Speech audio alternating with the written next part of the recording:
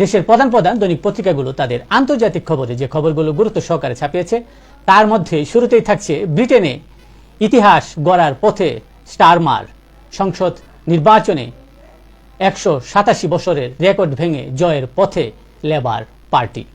ভোটের আগের জরিপে বলছিল 451 আসন পাবে লেবার পার্টি, যা 1837 সালের পর সর্বোচ্চ মেজরিটির সম্ভাবনা। স্টারমার যুক্তরাজ্যকে অর্থনৈতিক সংকট থেকে টেনে তোলার প্রতিশ্রুতি দিয়েছেন। গাজায় প্রতি 10 জনে 9 জনই বাস্তুচ্যুত বলে জাতিসংঘের এক প্রতিবেদনে জানানো হয়।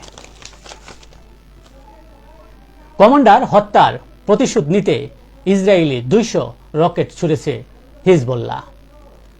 ইউক্রেনে শান্তি প্রতিষ্ঠা করুন, SCO সম্মেলনে পুতিনকে আহ্বান জানান তুর্কি নেতা এরদোয়ান।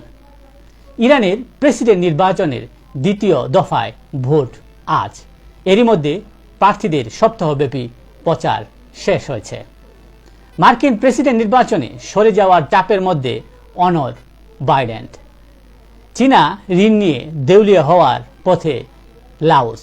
দেশটির বেশিরভাগ বৈদেশিক ঋণই চীনের কাছ থেকে নেয়া।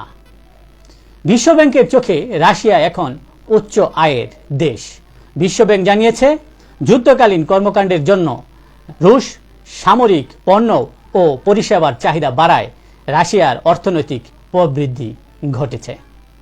দাবানলে পড়ছে ক্যালিফোর্নিয়া। এই ছিল দেশের প্রধান প্রধান দৈনিক পত্রিকার শিরোনামে উঠে আসা শীর্ষ সংবাদ, যা নিয়ে এতক্ষণ আপনাদের মাঝে উপস্থিত ছিলাম। সার্বিক খবরের বিবেচনায় যদি আপনাদের কোনো মতামত, পরামর্শ কিংবা কোনো মন্তব্য থাকে তাহলে অবশ্যই কমেন্টসে জানাবেন। আর যারা এখনও আমার আইডিটি ফলো করেন নাই, প্রতিদিনের আপডেট সংবাদ পেতে অবশ্যই এখনই ফলো করে রাখেন। আজকের মতো এখানেই, আবারও দেখা হবে আগামীকাল ঠিক একইভাবে সারা বিশ্বের সংবাদ 7.3 মিনিটে।